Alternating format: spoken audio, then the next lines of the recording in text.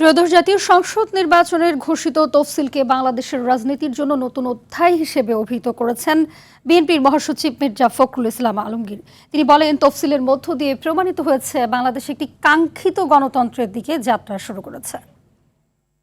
তফসিল ঘোষণার যে ভাষণ জাতির উদ্দেশ্যে, এটা আমাদেরকে আশ্বস্ত করেছে এবং আজকে এই ঘোষণার মধ্য দিয়ে প্রমাণিত হয়েছে যে নির্বাচন কমিশন এবং সরকার এবং রাজনৈতিক দলগুলো তারা এই নির্বাচন অনুষ্ঠান করতে চায় এবং জনগণের যে ভোটের অধিকার সেটাকে আপনার বাস্তবায়িত করতে চায় এবং সেটাকে নিশ্চিত করতে চায়। নির্বাচন যে তফসিল ঘোষণা হয়েছে তাতে আমরা মোটামুটিভাবে সন্তুষ্ট।